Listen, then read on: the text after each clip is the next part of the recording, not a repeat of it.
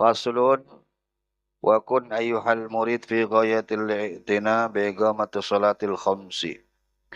Wa kun ayyuhal murid dan jadilah engkau wahai murid fi ghayatil i'tina dalam puncak perhatian bi iqamati salawatil khamsi terhadap salat 5 waktu.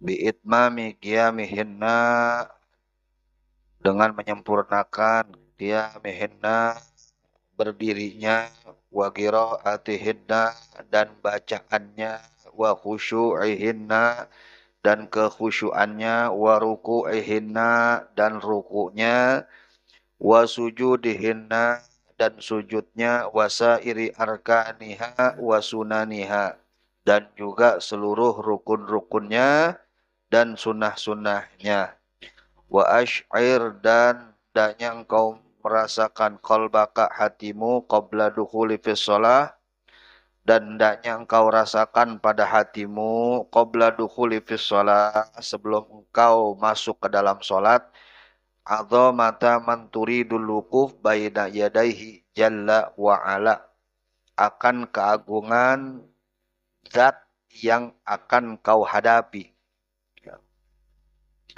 Wahdhar dan janganlah antunajia malikal muluk engkau memanggil rajanya para raja wa jabbaril jababiroh dan penguasanya para penguasa bigal bin lahin dengan hati yang lalai murtasilin fi audiatil ghaflah wal wasawis yang lalai dan juga penuh waswas jailin fi mayadinil khawatir wal afkaril dunyawiyah yang berkeliling di medan-medan lintasan dan pikiran-pikiran dunia.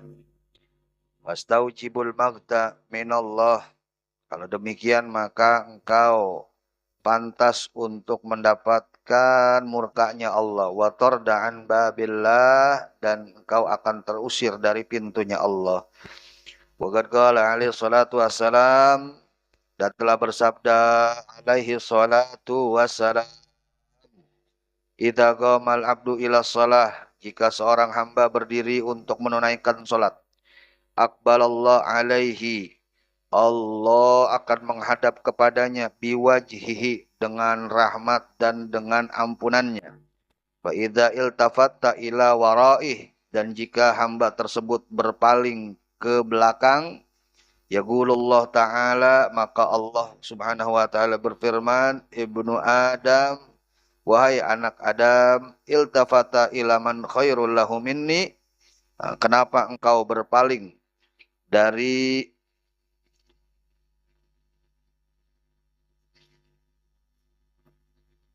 man huwa khairul lahu minni kenapa engkau berpaling dariku fa in iltafata tsaniya dan jika dia menoleh untuk kedua kalinya qala mithla dzalik Allah Subhanahu wa taala pun akan kembali berfirman seperti itu fa in iltafata tsalita dan jika ia berpaling untuk ketiga kalinya a'radallahu anhu maka Allah juga akan berpaling darinya. Wa idza kana multafitu biwajhihi dhahir yu'ridallahu anhu dan kalau saja dia berpaling dengan wajah fisiknya maka Allah akan berpaling darinya fa kaifa yakunu halu may yaltafit biqalbihi min fi salati ila wudhuri dunya wa zakharifiha. Lalu bagaimana seseorang yang berpaling hatinya di dalam salat berpaling dari Allah menuju urusan dunia dan perhiasannya. Wallahu subhanahu wa ta'ala sesungguhnya Allah subhanahu wa ta'ala la yanduru ila ajsami wa dhahir. Allah subhanahu wa ta'ala sesungguhnya tidak melihat fisik dan dohir kita. Wa innama yanduru ila qulubi wasarair dan Allah sesungguhnya melihat kepada hati dan relung hati kita. Wa'lam dan ketahuilah olehmu anna ruh jami'al ibadat wa ma'naha innama huwa huduru ma'allah. Sesungguhnya ruh seluruh ibadah dan makna seluruh ibadah itu adalah hudur, hadirnya hati bersama Allah. Faman khallat ibadatuhu anil hudur, siapa yang tidak adanya kehadiran hati saat ibadah, fa ibadatuhu haba'um manthura, maka ibadahnya seperti debu yang berterbangan. Wa mathalul ladzi la yahduru ma'allah fi ibadatihi, dan perumpamaan orang yang hatinya tidak hadir ketika beribadah kepada Allah, mathalul ladzi yuhdi ila malikin azim wa sifatan mayitan, seperti orang yang menghadiahkan seorang budak yang mati, seorang mayat budak, au sundukun farikon, atau menghadiahkan seorang raja sundukun farikon, kotak yang kosong yang nggak ada isinya. Fama aja robil ugu bahwa hermanil mathubah, maka tidak ada yang lebih pantas untuknya selain hukuman dan terhalang dari ganjaran. Wallahu alam bisawab. Ma'asyiral jamaah rahimakumullah, di bagian ini Al-Habib Abdullah bin Alwi Al-Haddad mengingatkan kita untuk memperhatikan sholat kita. Bukan hanya sholat kita, tapi perhatikan juga kesempurnaan berdirinya. Kemudian kiroatnya, bacaan-bacaannya, kekhusyuannya, rukunya, sujudnya, dan seluruh serta segenap gerakan-gerakan sholat, baik yang wajibnya maupun yang sunnahnya. Ya. Karena sholat itu bukan hanya gerakan-gerakan belaka, tapi gerakan-gerakan yang mempunyai makna. Dan sholat ini merupakan ibadah yang paling pertama yang nanti akan ditanya dari seorang hamba. Awalu ma yuhasabu bihil abdu yaumal qiyamah as-sholah. Yang pertama kali yang Allah Subhanahu wa Ta'ala akan tanyakan dari seorang hamba itu adalah sholatnya. Belum ditanya macam-macamnya. Yang pertama kali ditanya sholatnya, bagaimana sholatnya. Fa'in soluhat, kalau sholatnya baik, soluhasa iru amalih, maka akan baik seluruh amalnya. Wa'in fasadat, dan jika rusak sholatnya, fasada sairu amalih, maka akan rusak semua amalnya. Maka itu perhatikan sholat kita. Syarat-syaratnya, rukun-rukunnya, dirinya, bacaannya, sujudnya, rukunya, yang wajibnya, yang sunahnya. Dan hendaknya sebelum kita sholat, kita menyadari dalam hati kita, dalam sanubari kita, ini siapa yang bakal kita hadapin nih.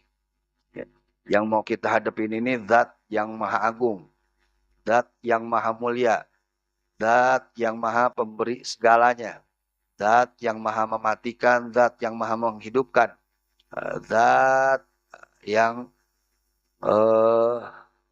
menciptakan kita, zat yang memberi kita rizki. Hendaknya sebelum kita sholat, ini kita memperhatikan hal-hal tersebut. Dan kemudian di bagian ini juga Al-Habib Abdullah bin Alwi Al-Haddad bukan cuman mengingatkan kita untuk memperhatikan sholat kita, tapi juga mengingatkan kita untuk khusyuk dan khudur di dalam sholat. Ya, memang khusyuk ini bukan rukun sholat. Khusyuk ini bukan syarat sholat. Andai kata kita sholat dalam keadaan tidak khusyuk, andai kata kita sholat tidak dalam keadaan hudurul qalb, sholat kita selama rukun-rukunnya terpenuhi tetap sah. Tetap sah kalau bicara sah mah. Ya, kalau bicara sah, selama rukun-rukunnya dipenuhi tetap sah. Ya. Tapi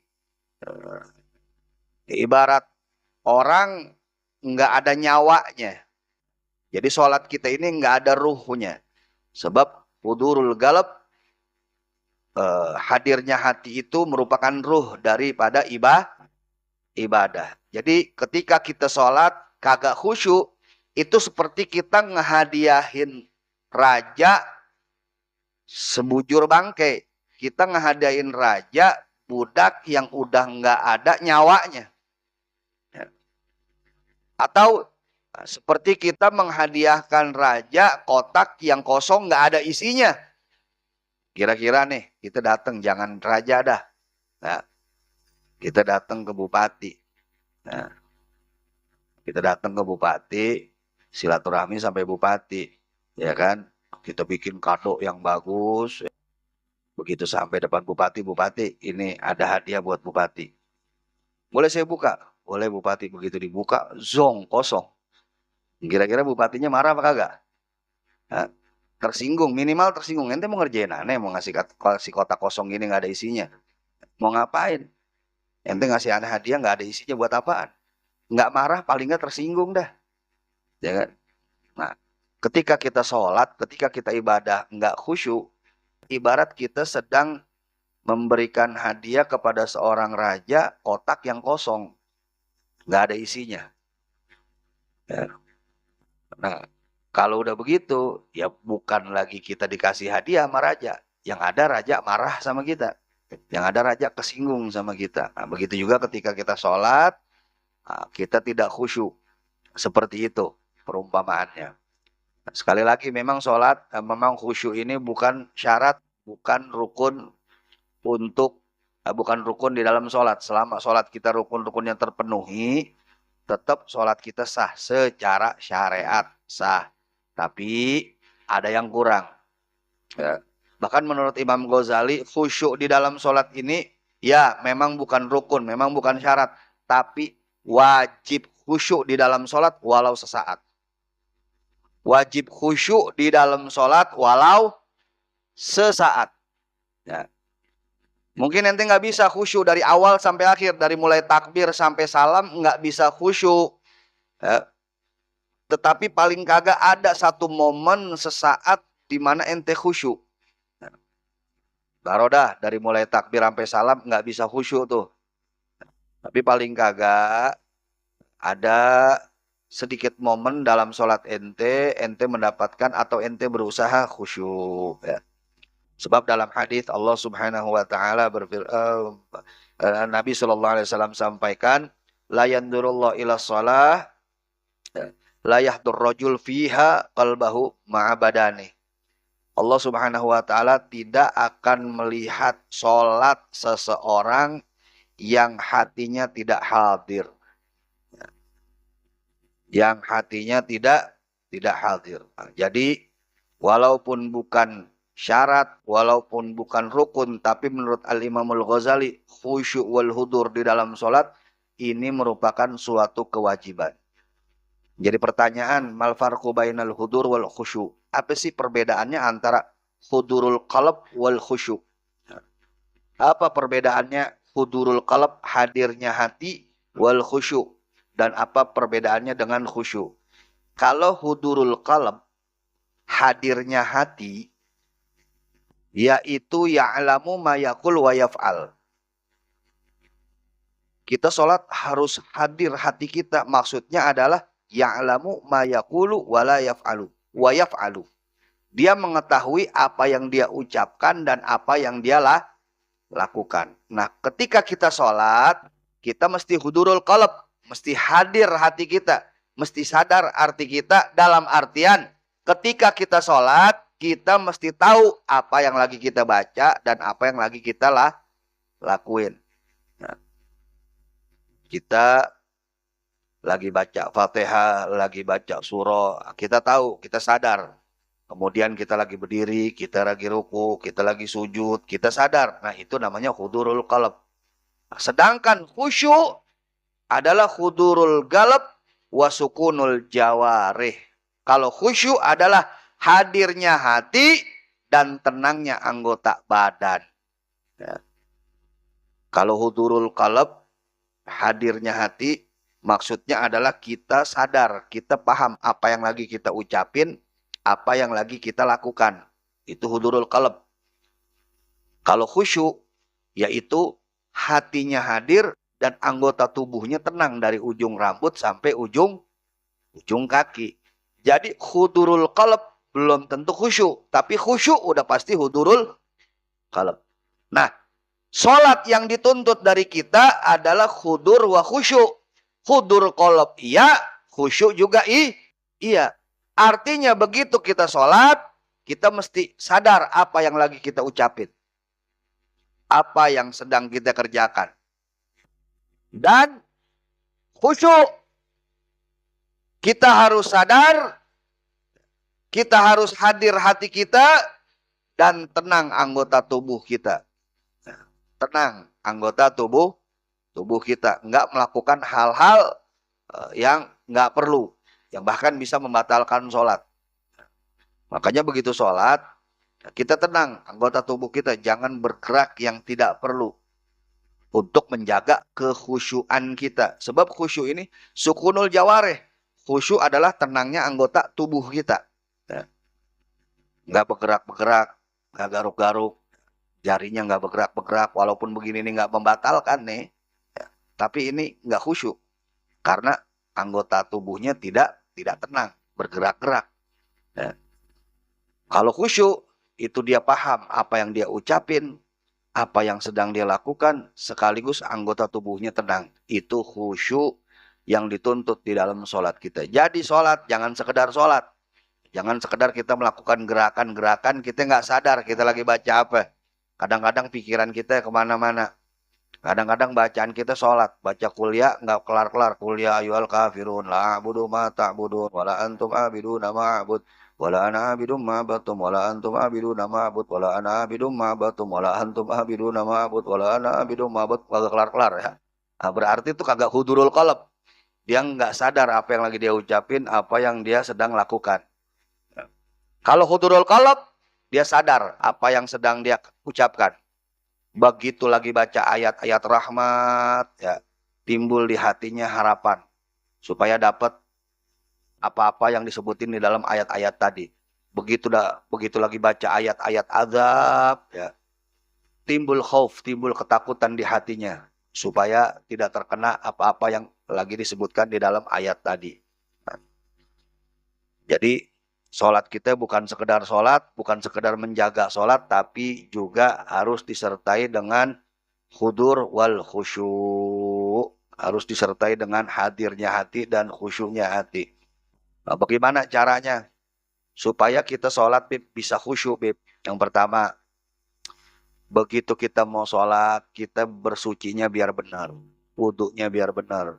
Kalau memang diharuskan mandi, mandi. Nah, karena semakin bersih diri kita, semakin mudah kita khusyuk dalam sholat.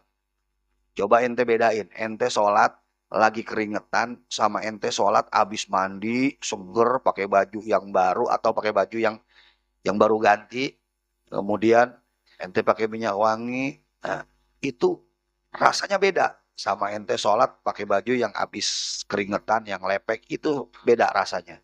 Nah, kalau kita mandi, kita bebersih, itu bisa lebih khusyuk. Kemudian begitu sebelum sholat, nah, sebelum takbir, baca Qul a'udzu birabbin nas, atau baca Rabbi a'udzu bika min hamazati syayatin wa a'udzu bika rabbi ayyahdurun. Baca itu. Rabbi a'udzu bika min hamazati syayatin wa a'udzu bika rabbi ayyahdurun. Rabbi a'udzu bika min hamazati syayatin wa a'udzu bika rabbi ayyahdurun. Dan ente sadar bahwa yang ente mau hadepin ini Allah Subhanahu wa Ta'ala. Yang melihat ente. Walaupun ente tidak melihat Allah, tapi Allah Subhanahu wa Ta'ala melihat ente.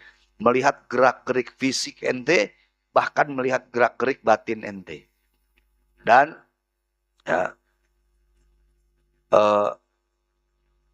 ente bayangkan bahwa sholat yang ente sedang lakukan ini sholat yang terakhir. Sholat yang terakhir dari hidup ente. Dan kemudian Imam Nawawi nambahin juga, kalau pengen khusyuk, hendaknya kita untuk membantu khusyuk dalam sholat, kita ngelihat arah tempat sujud. Jangan ngelihat ke kanan, ke kiri, ke depan, belakang, ya. Lihat tempat arah sujud, udah fokus ke tempat arah sujud. Dan kemudian hayati, tadaburi setiap bacaan yang sedang kita baca. Makanya penting nih kita sedikit banyak tahu artinya dari surah-surah yang kita baca. Kita beli Quran terjemah, ketika ente ngaji, sesekali ente baca tuh. artinya.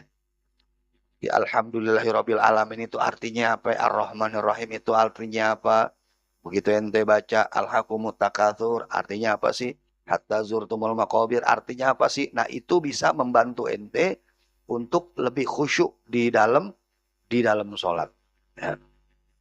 Karena kata Imam Ghazali, walaupun bukan syarat, walaupun bukan rukun, itu khusyuk. Tetapi dalam sholat wajib untuk khusyuk walaupun sekejap. Habib, saya nggak bisa Habib khusyuk dari awal sampai akhir begitu. Takbir, Allahu Akbar. Sampai salam nggak bisa Habib. Khusyuk Habib. Paling kagak kalau nggak bisa dari awal sampai akhir khusyuk. Paling kagak usahain kita khusyuk minimal di 3 tempat. Minimal di 3 tempat. Pertama, ketika kita sedang baca ini wajjahtu wajhiya. Ini wajjahtu wajhiya, ketika kita baca doa iftitah. Ya. Allahu akbar kabira walhamdulillahi katsira subhanallah bukratan wa asila. Ini wajjahtu wajhiya. Usahain di situ tuh khusyuk. Kemudian yang kedua, usahain kita khusyuk ketika kita sedang baca iyyaka na'budu wa iyyaka nasta'in. Di situ usahain kita khusyuk. Ya. Yang ketiga yaitu ketika kita baca tahiyatul barakatus salawatut thayyibatu lillah assalamu alayka ayyuhan nabiyyu wa rahmatullahi wa barakatuh. Ketika kita baca assalamu alayka ayyuhan nabiyyu wa rahmatullah, usahain kita khusyuk. Ya. Walaupun mungkin kita nggak bisa khusyuk dari awal takbir sampai salam, tetapi sekurang-kurangnya di 3 tempat tadi itu kita berusaha untuk khusyuk. Saat baca ini wajjahtu wajhiya, kemudian ketika baca iyyaka na'budu wa iyyaka nasta'in, ketika kita baca assalamu alayka ayyuhan nabiyyu wa rahmatullah. Kata Imam Ghazali juga ngasih tip, kalau nggak bisa khusyuk di dalam sholat kita, sekurang-kurangnya di 4 tempat. Kalau kata Imam Ghazali, ketika lagi takbir Allahu Akbar, ketika lagi takbiratul ihram, usahain khusyuk. Ketika sedang baca iyyaka na'budu wa iyyaka nasta'in, usahain khusyuk. Terus yang ketiga kata Imam Ghazali, ketika kita sedang sujud, usahain khusyuk. Dan yang terakhir ketika kita sedang pada tasyahud akhir, usahain khusyuk di situ. Walaupun mungkin kita nggak bisa khusyuk dari awal sampai akhir, paling nggak di beberapa tempat tersebut kita usahakan khusyuk. Ya. Dan di antara yang membantu kekhusyuan kita, yaitu paham apa yang kita baca, dan kemudian sukunul jawarih, ya, tenangnya anggota badan, ya, tidak gerabak-gerubuk, tidak banyak bergerak, ya, dan juga tidak terlalu cepat baca. Jangan terlalu lambat, tidak terlalu cepat dan tidak terlalu lambat dalam membaca bacaan-bacaan dalam sholat. Nah, ingat nih, santri-santri kalau baca, apalagi imamnya jangan terlalu cepat, ya, sedang-sedang saja. Bismillahirrahmanirrahim. Alhamdulillahirabbil alamin. Arrahmanirrahim. Allahu akbar. Jangan, ya, harus ada tumak ninahnya. Harus ada tumak ninahnya, harus ada diam sejenak, ya. Ya. Karena terlalu cepat itu bakal mengurangi atau menghilangkan kekhusyuan dalam sholat. Ya. Wallahu a'lam bishawab.